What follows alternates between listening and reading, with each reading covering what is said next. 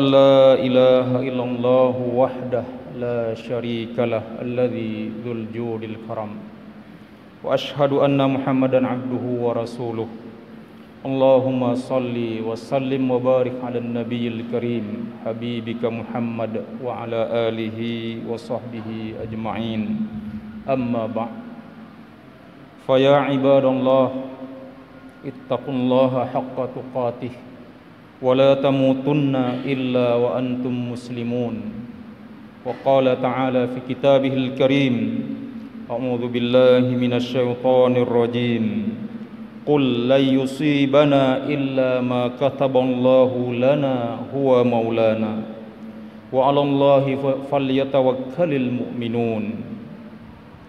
Kaum muslimin jamaah Jumat yang dirahmati Allah, puji syukur mari sebanyak-banyaknya kita aturkan kehadirat Allah Subhanahu wa taala, karena sampai detik ini kita masih diberikan nikmat iman, nikmat Islam yang menggerakkan hati kita berkumpul di rumah Allah Subhanahu wa taala.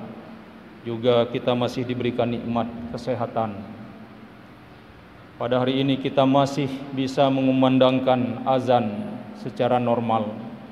Di sebahagian wilayah saudara-saudara kita tidak lagi mengumandangkan azan dalam keadaan normal, tetapi mereka mengumandangkan azan setelah syahadat tauhid dan rasul dikumandangkan sallu fi buyutikum. Salatlah kalian di rumah kalian, jangan berjamaah ke masjid, jangan salat Jumat. Kita masih bisa mengumandangkan hayya 'alas shalah, hayya 'alas shalah. Kita masih dilindungi oleh Allah Subhanahu wa taala dari yang sekarang ini sedang mewabah masyarakat dunia, yaitu virus corona. Untuk itu mari kita syukuri nikmat ini dengan sedalam-dalamnya. Selawat beriring salam mari pula sebanyak-banyaknya kita mohon pada Allah agar dicurahkan pada Rasulullah sallallahu alaihi wasallam serta sahabat dan keluarga beliau sekalian yang telah berjuang susah payah mengorbankan segalanya untuk menyampaikan risalah Islam, ajaran Islam pada kita, sehingga dengan ajaran ini hidup kita bisa tenang, kita bisa memperoleh kebahagiaan di dunia dan di akhirat. Kaum muslimin jamaah Jumat yang dirahmati Allah, apa yang harus kita sikapi dengan wabah yang sekarang melanda dunia, di mana-mana terus bertambah korban kaum muslimin yang dirahmati Allah. Tapi syukur sampai hari ini informasi resminya di Aceh belum ada yang positif, baru ada beberapa orang yang punya gejala ringan dan berat. Tapi alhamdulillah sampai hari ini belum kita dengar, wallahu alam, apakah di balik laporan resmi itu ada peristiwa sebagian masyarakat kita di Aceh khususnya yang telah menderita atau mengalami wabah corona ini. Kaum muslimin yang dirahmati Allah, bagaimana sikap kita menghadapi wabah ini?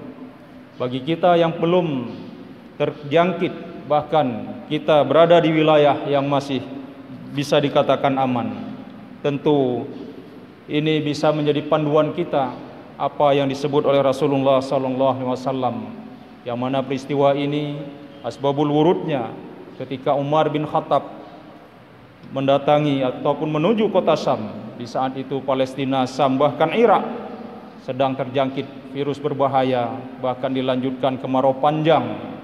Di sisi lain umat Islam sedang menghadapi musuhnya bangsa Romawi. Umar bin Khattab membawa pasukan karena dia tahu di Syam para tentara pertahanan sudah melemah karena wabah ini. Akhirnya sebelum menuju ke lokasi, di pertengahan jalan mereka bermusyawarah.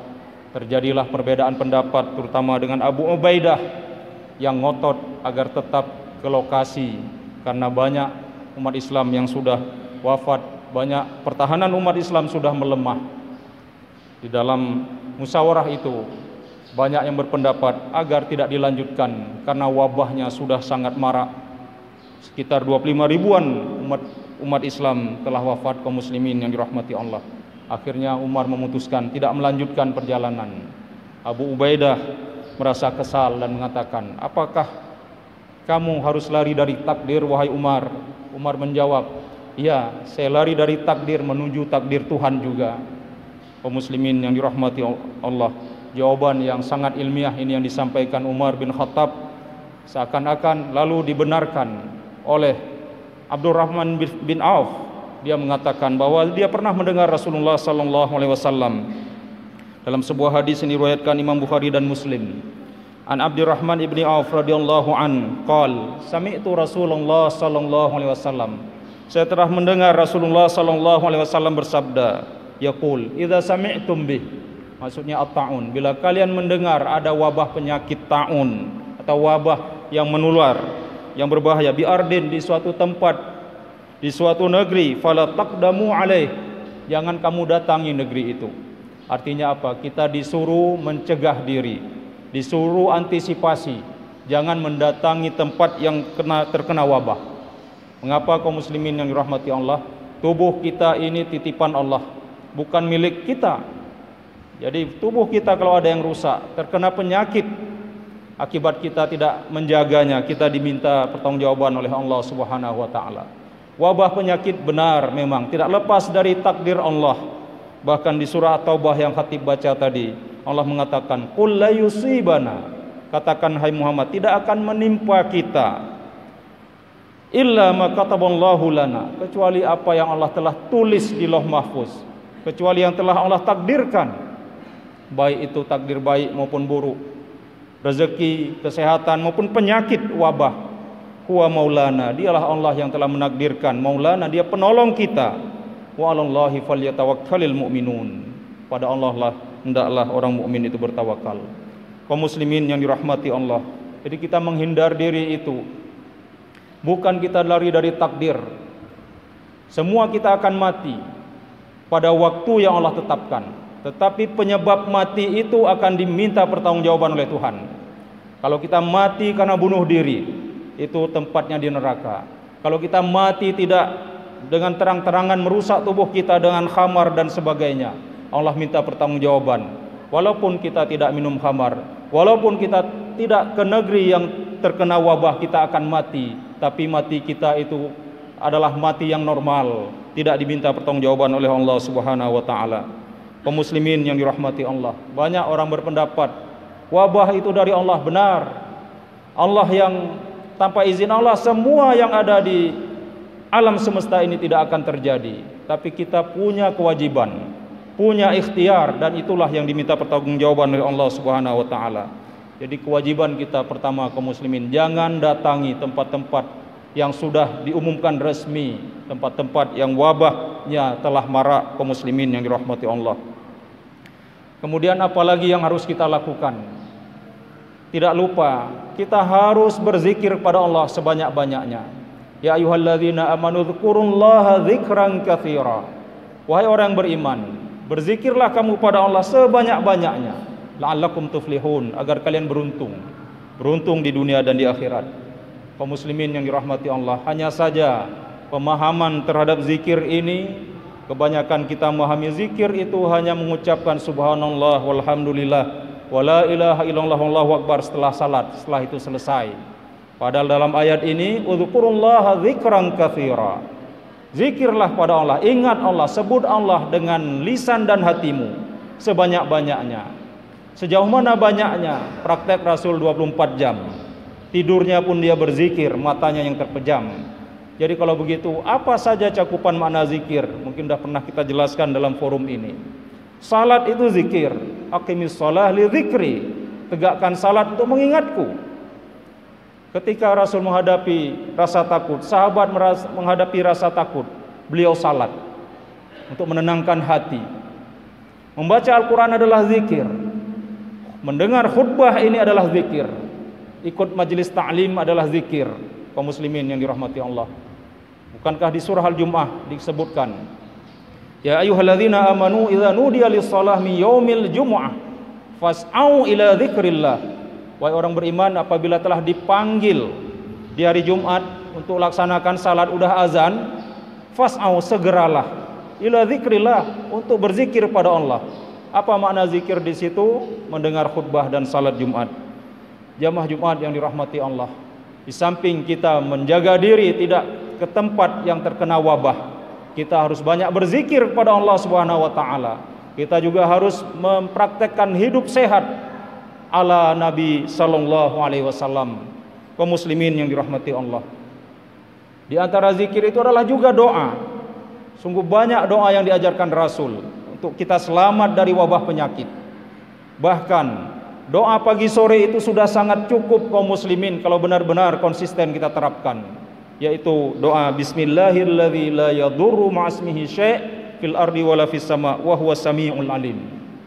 Kita baca di pagi hari 3 kali, kita baca di sore hari 3 kali minimal kaum muslimin yang dirahmati Allah. Di antara fadilahnya disebutkan dalam hadis riwayat Abu Dawud, man qala bismillahirladzi la yadurru ma'asmihi syai'un fil ardi wala fis sama' wa huwas samiul alim 3 marrat. Siapa yang membaca zikir pagi sore ini seperti yang tadi khatib bacakan, itu di sore hari, lam tusibhu faja'atu bala'in, dia tidak akan timpa oleh bala, oleh malapetaka secara tiba-tiba. Sampai kapan? Dari sore kita baca hatta yusbiha, hingga kita berada di waktu subuh. Kita baca di waktu sore zikir ini selamat sampai waktu subuh. Wa man qalaha hina yusbih 3 marrat, dan siapa yang membacakan, mengucapkan zikir ini 3 kali di waktu pagi kaum muslimin, lam tusibhu faja'ah bala'in hatta yumsiya, dia tidak ditimpa musibah dari pagi dia baca hingga sore.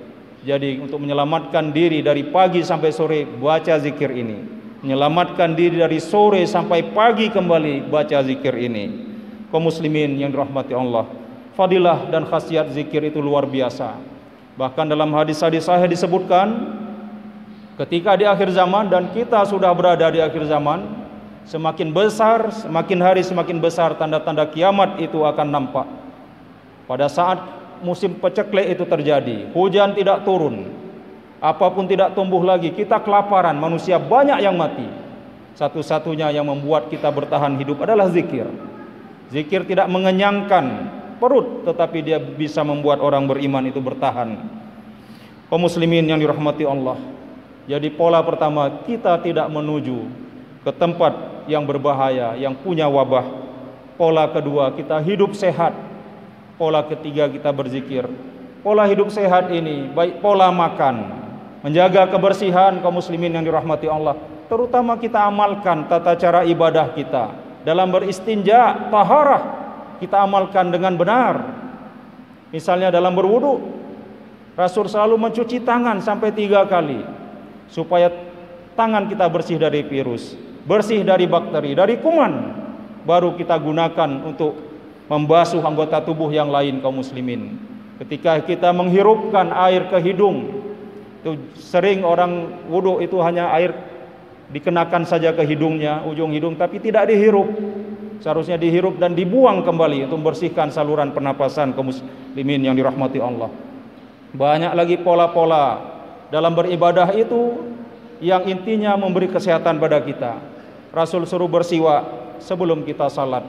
Rasul suruh beri pakai pakaian yang bersih, pakaian yang bagus ketika salat. Rasul suruh kita mandi dan sebagainya. Mari ini kita praktekkan kaum muslimin yang dirahmati Allah. Pola makan, Rasul tidak makan sampai kekenyangan. Rasul selalu makan, cuci tangan, baca bismillah. Itulah zikir. Setiap saat kita menyerahkan diri pada Allah. Kita mau makan, baca bismillah. Bismillah, Allahumma barik lana fima razaqtana wa qina adzabannar. Ya Allah, berkatilah apa yang telah kau beri rezeki pada kami. Di hadapan kita sudah ada makanan, berarti Allah telah beri rezeki. Apakah makanan itu akan berkah? Kalau kita berzikir pada Allah akan berkah. Baca doa mau makan, enggak hafal paling tidak baca bismillah. Bismillahirrahmanirrahim untuk berkah. Sehingga makanan itu bisa mensehatkan kita, tidak memberi penyakit kaum muslimin. Lalu bagaimana kita makan? Pola Rasulullah dengan 3 jari ya. Kemudian kita makan tidak dalam gumpalan besar. Kemudian tidak tersisa makanan kaum muslimin yang dirahmati Allah. Ini susahnya kalau kita makan di tempat kanduri, tempat keramaian. Kalau ada tersisa ya, kalau tidak tersisa dianggap itu kita tidak cukup. Yang di samping kita berlomba-lomba menawari, suruh tambah. Dianggap kita tidak cukup. Padahal kita ingin menyelesaikan, tidak ada yang mubazir.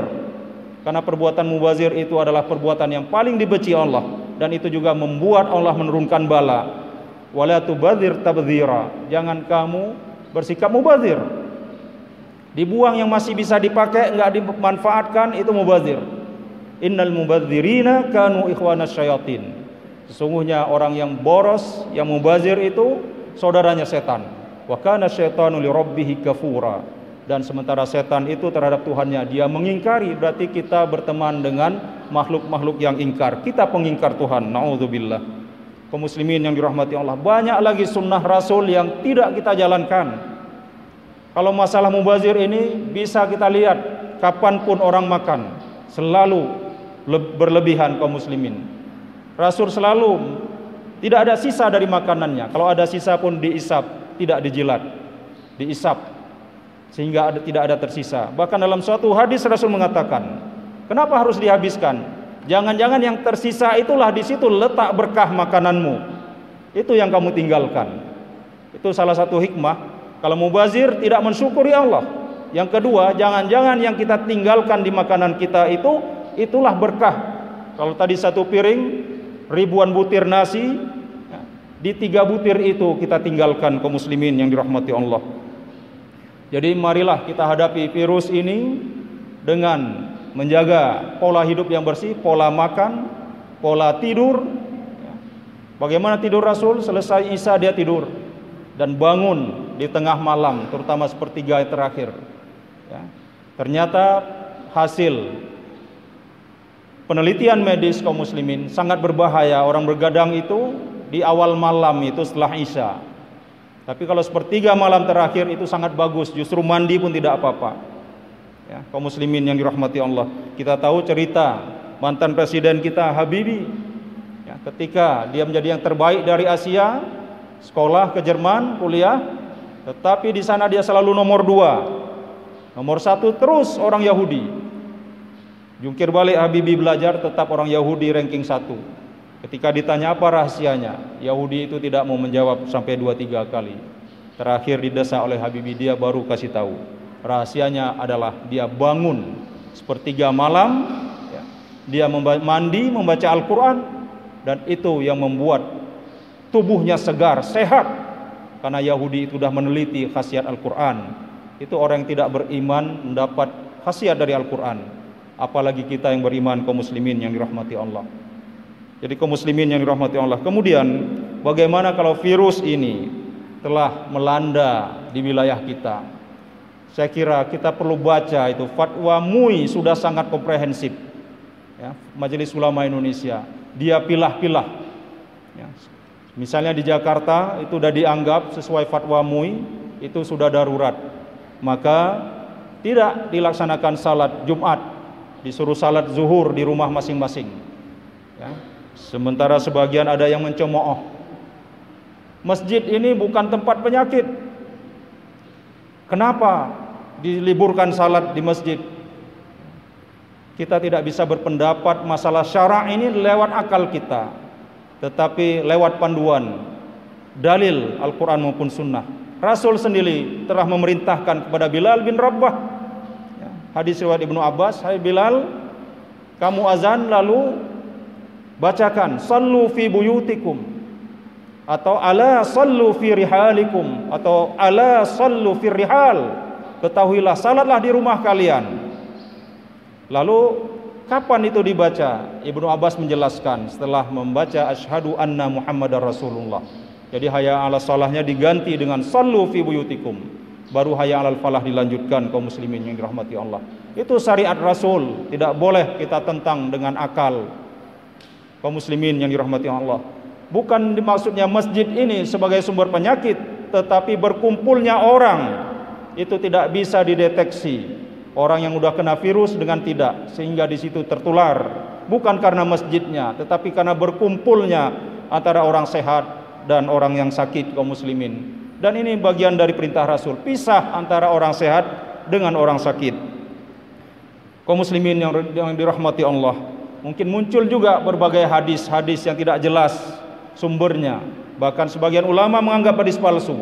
bahwa Allah Subhanahu wa taala disebut di hadis itu bila ingin menurunkan bala dari langit, dia lihat siapa umarul masajid, pemakmur masjid siapa? Oh si Polan, kita pindah ke sana, bala yang kita turunkan. Itu bisa kita cek itu hadisnya dari mana, kaum muslimin yang dirahmati Allah. Kalau ini udah jelas, hadis-hadis sahih, riwayat Bukhari, Muslim, riwayat Imam Ahmad dan sebagainya, kaum muslimin yang dirahmati Allah. Tinggal saja kita mengkategorikan daerah itu, daerah darurat 1, 2 atau 3. Itu ada dijelaskan oleh para ulama di MUI. Kalau daerah itu belum begitu parah, hanya dibolehkan untuk meninggalkan salat Jumat ataupun salat berjamaah, salat di rumah. Tapi udah pada tingkat udah sangat liar, itu haram ke masjid kaum muslimin. Bukan masjidnya yang salah, bukan bacaan salatnya yang kita ragukan, tetapi memang itu sunnatullah. Allah memang takdirkan penyakit. Tetapi kalau kita penyebabnya membawa penyakit ke orang lain, atau kita mengantarkan diri kepada penyakit, kita berdosa. Memang takdir Allah, sebagaimana banyak ayat dalam Al-Quran kaum muslimin yang dirahmati Allah. Kiranya tausiah ini dapat bermanfaat bagi kita kaum muslimin yang dirahmati Allah. Kalau kita sudah tak terjangkit, ya hadis riwayat Imam Bukhari itu, kita tidak boleh ke wilayah yang aman, akan menjangkiti orang. Kalau kita belum terkena, jangan ke wilayah yang terjangkit. Jadi ini sangat logis apa yang dijelaskan, yang dipandu oleh Rasulullah SAW. Semoga Allah menyelamatkan kita dari virus-virus ini. Semoga di balik musibah ini Allah telah menyiapkan satu kemenangan bagi umat Islam, karena Allah selalu berjanji, inna ma'al usri yusra, wa inna ma'al usri yusra. Sesungguhnya di balik kesulitan, sulit karena musibah, sulit karena kerja keras kita miskin, sulit karena belajar, Allah janji pasti udah ada kemudahan yang menunggu. Sulit sekali belajar, ujungnya kesuksesan, kita pintar. Sulit beribadah, akan bertambah ibadah kita, rezeki, ketenangan jiwa. Sulit menghindari virus corona, juga Allah telah mempersiapkan, inna ma'al usri yusra. Barakallahu li wa lakum fil Qur'anil azim wa nafa'ani wa iyyakum bima fihi minal ayati wa dzikril hakim wa taqabbala minni wa minkum tilawatahu innahu huwas samiul alim.